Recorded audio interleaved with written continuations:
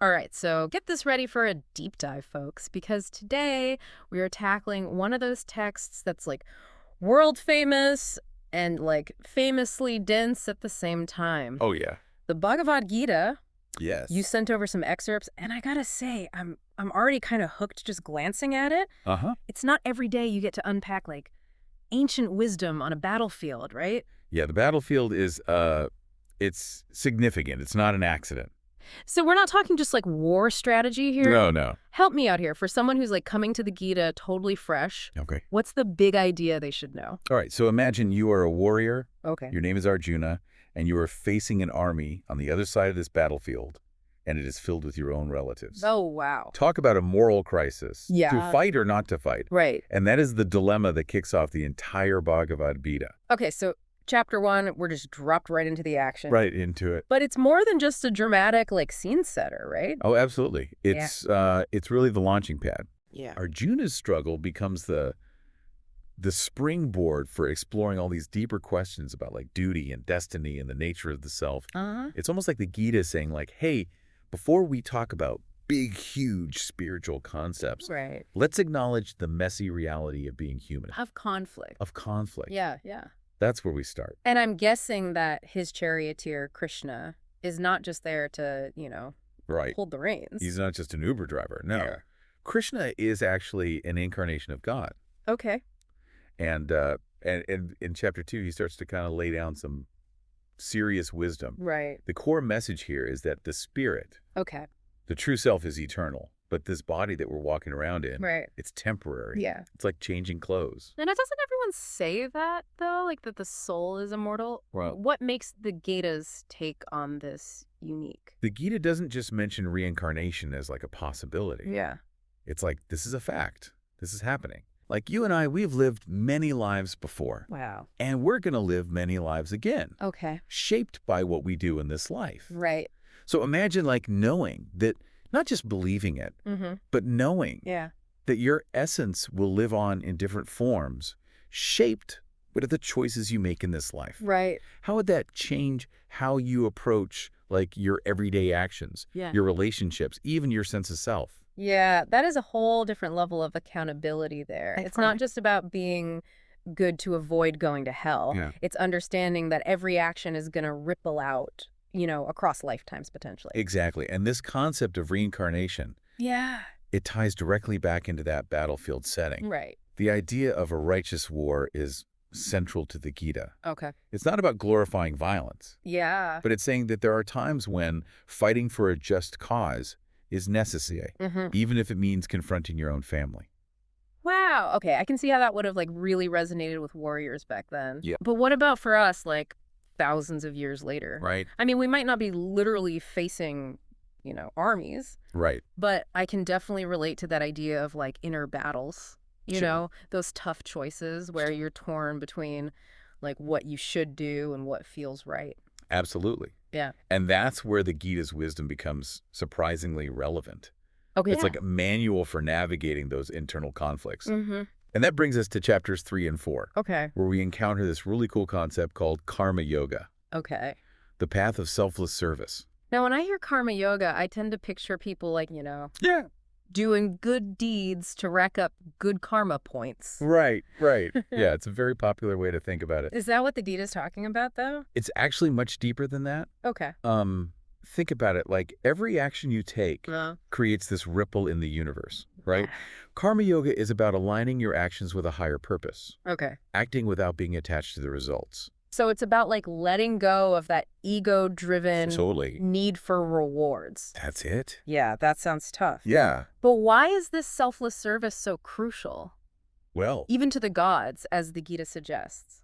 because the Gita talks about this cosmic cycle of giving and receiving. Okay. Even the gods rely on selfless acts of service Uh-huh. to sustain the universe. So it's not just about like grand gestures. No, not at all. Even something as simple as like Breathing. Gimbik. Can be a form of sacrifice, Oh. a contribution to that flow. Okay. Suddenly taking out the trash feels a lot more meaningful. Right.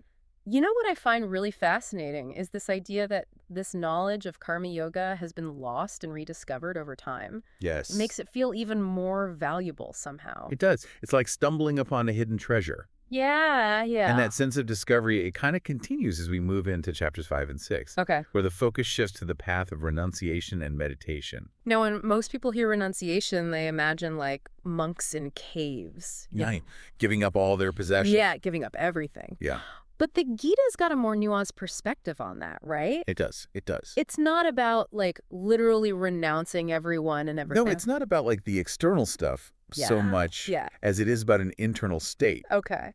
So think about this. You can be surrounded by possessions, Right. loved ones, like Yeah. whatever. Yeah. But true renunciation is about detaching from the need to control the outcome. Oh. It's about this inner freedom amidst the world. That makes a lot more sense. Yeah. But wait, how can you be a karma yogi? Okay. Like dedicating yourself to selfless service Uh-huh. and a renunciation at the same time? Right? It seems like a contradiction. Yeah. That's the paradox. Yeah. But a true karma yogi is a renunciant even while they're engaged in the world. Okay. Why? Yeah. Because their motive is pure. Okay. They're not driven by ego or personal gain. Yeah. So their actions become an offering, a form of devotion. So they're like fully present in the action. Yes, But not attached to the results. that's it. I can see how that would lead to a different kind of freedom. Absolutely. But let's be honest, most of us really struggle with that whole letting go thing, Oh, yeah. you know? And isn't the mind, with all of its anxieties and distractions, the biggest obstacle there? You've hit on a key point. Yeah. The Gita acknowledges that the mind can be both our friend and our enemy, Right. the greatest tool or the worst saboteur. Yeah. And that is where these practices of meditation and sense control come in. So it's not just about sitting on a cushion and trying to empty your mind. Not necessarily. Okay. Meditation, as it's described in the Gita, Yeah. it's about training the mind, Okay. learning to observe your thoughts and emotions without getting swept away by them. So it's about cultivating this kind of like inner stillness, That's it. even amidst all the chaos? Amidst the chaos, yeah. That makes sense. Yeah. But what about those of us who try all this yogi stuff and, well, we fail? Right. Does the Gita condemn us to some kind of like karmic hellfire? Well, actually, the Gita's perspective on this is surprisingly forgiving and encouraging. Oh, okay. It recognizes that spiritual growth is a journey, Okay. not a destination. So it's not about being perfect, but just about making progress. Exactly. And it even suggests that a yogi who falls short in this life Yeah. will be reborn into circumstances that support their continued growth. Okay. So it's like the universe is saying, hey, keep trying. You're on the right track. Whew, what a relief. Right. But we've talked a lot about the self, Yeah. about action and even reincarnation, but what about God? Right. Where does the divine fit into all of this? That is where things get truly mind-blowing. Oh, boy. And we will delve into that in the next part of our deep dive. All right, I am ready to have my mind blown. All right, I am ready to have my mind blown. We covered so much ground already. But the big question still hanging out there is who or what is this God that the Gita revolves around? Right. Get ready, because chapters 7 through 10, Okay. this is where we dive deep into the nature of the divine. Okay. And one of the things that's really fascinating about the Gita's approach Yeah. is it offers not one, but two ways of understanding God. Two ways. So it's not your typical, like, believe in this one deity Right. or else kind of situation. Not at right? all. Okay. The Gita presents God in both a personal form Okay. with specific qualities and names, Mm-hmm. and as this kind of impersonal, all-encompassing force. So it's like, hey, you can connect with the divine however it works for you. Right. It's very flexible in that way. That is surprisingly flexible for an ancient religious text. Yeah. But how can God be both personal and impersonal? Right. It seems like a contradiction. Yeah. It's a bit of a paradox. But think of it like this. Okay. Imagine the ocean. You can focus on a single wave. Mm-hmm. Its unique shape and movement. That's like the Yeah. personal aspect. But ultimately, that wave is part of this vast interconnected body of water. Right. That's the impersonal. Okay, I'm starting to get it. Yeah. So you can choose to worship like a specific deity, Right. or you can connect with the divine as this kind of like cosmic energy that permeates everything. Exactly. But does the Gita lean towards one or the other? Well, it acknowledges that both paths are valid. Okay. But it does suggest that worshiping God in a personal form is often easier. Okay. Why is that? Well, It comes down to our human need for connection. Right. It's just easier for us to relate to something tangible, Right. something we can visualize. It's easier to pray to a deity with a name and a form than to some abstract concept. Exactly. Okay. But the Gita is clear that either way, all paths lead back to that same source. To that divine source. Yes. Okay, so whether you're motivated by, seeking relief from suffering or knowledge or worldly success, Right. or just the ultimate truth, All of it. the journey leads home. It leads home. And the Gita paints such a vivid picture of this divine presence in the world around us. Yeah. Remember that beautiful passage we talked about? Uh-huh. God is the sapidity in water, the radiance in the sun. The sound of OM. It's like the divine is woven into the fabric of existence. Exactly. It's beautiful. But then chapter 11 takes this really dramatic turn. Okay. Arjuna is granted this vision of God's universal form. Yeah, and it's not exactly the serene, comforting image that you might expect. No, it's meant to be awe-inspiring, Yeah? but also a little unsettling. A little bit terrifying, honestly, from the excerpts you shared. It's meant to challenge our limited human understanding Right. of good and evil. So even those destructive forces are part of the divine plan. That's the message. Okay, that's a lot to process. It is. It makes you question, everything you thought you knew about the nature of God. Yeah. And if God is, orchestrating everything, as this vision suggests, where does free will fit in? Right. Are we just puppets on a string? That's the big question, right? Does the Gita give us an answer? Well, it acknowledges that tension Yeah. between divine will and human agency. Okay. And it provides a framework for understanding that interplay. So God is both the instrument and the player. That's what the Gita says. Wow. That we're all part of this grand scheme. Okay. But we still have the responsibility to act, to make choices. That is a tricky balance. It is. Well, I'm relieved to hear that the Gita doesn't require us all to have terrifying cosmic visions to connect with the divine. Thankfully not. There are gentler paths. Absolutely. And that brings us to those later chapters, Okay. which focus on the path of devotion and cultivating divine qualities within ourselves. Right. So chapters 12 through 15, Yeah. these are really practical, Okay. offering guidance that's surprisingly relevant, even thousands of years later. Yeah, that's what's so intriguing about the Gita to me. It's not just a philosophical treatise, it's a guidebook for life. Right. And I know a lot of people wrestle with this question.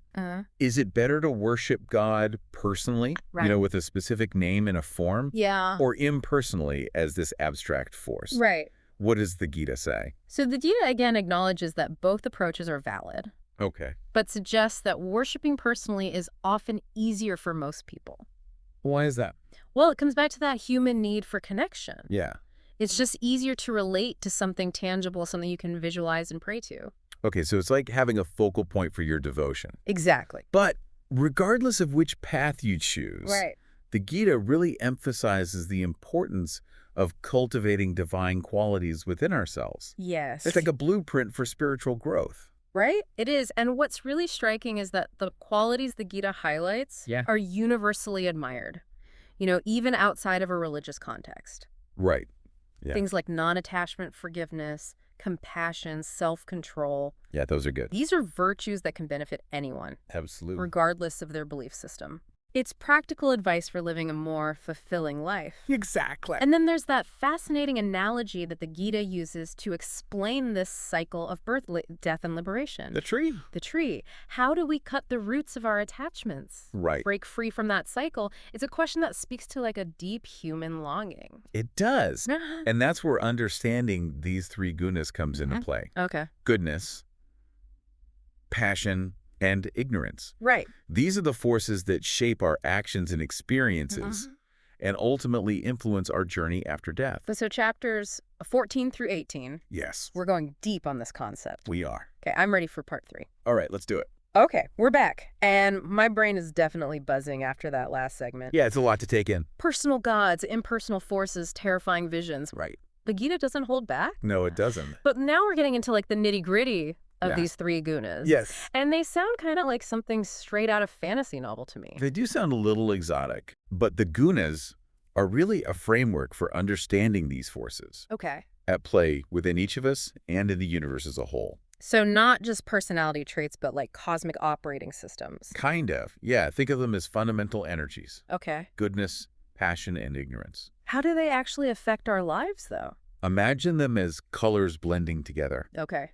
constantly shifting their proportions within you. Right. So goodness brings clarity, peace, a sense of connection. Mm-hmm. Passion is the driving force, Okay. full of energy and desire.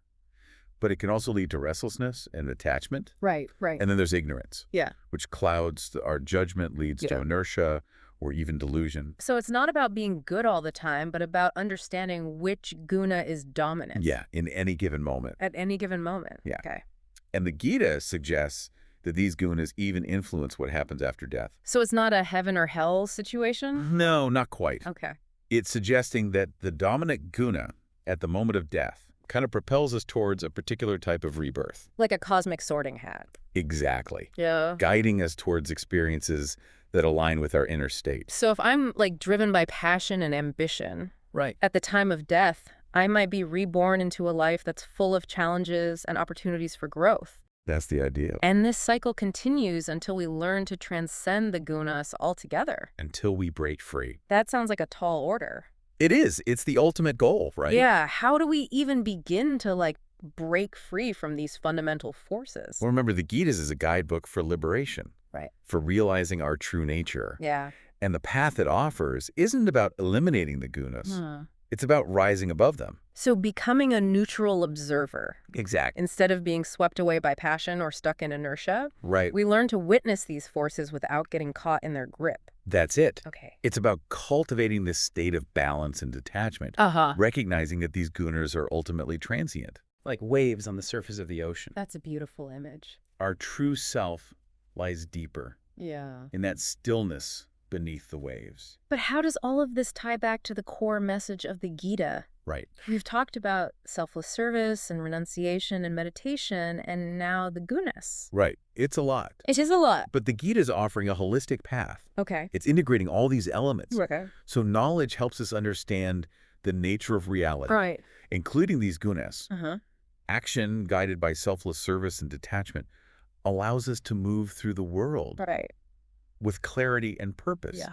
And devotion, whether it's to a personal God or the impersonal divine, Right. connects us to that source of strength and guidance beyond ourselves. So it's not about choosing one path over another, No. but weaving them all together? Exactly. It's about cultivating a life of balance, wisdom, purpose. Yeah. Where we're no longer driven by unconscious forces, Yeah. but acting from a place of awareness and alignment with our true nature. You know, it struck me that as we've been talking, how relevant the Gita feels, even though it originated, on a battlefield thousands of years ago. Right. Like this struggle between our desires and our duties and this longing for something bigger, it's universal. It is. It's the human condition. Yeah. And the Gita speaks to it in this really timeless and profound way. It does. It reminds us that we're not just physical beings, Right. but spiritual beings having a human experience. And that within each of us Yeah. lies that potential for liberation. Yes, for realizing that true nature.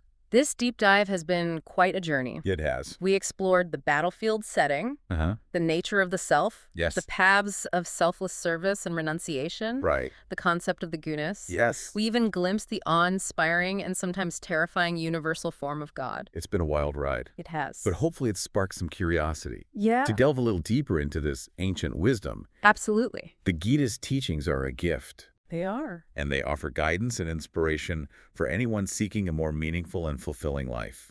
I know. I'm feeling inspired to contemplate some of these concepts further. That's great. Where do I even begin to see these gunas operating in my own life? Right. What small act of selfless service could I do today Yeah. to bring a little more balance and harmony into the world?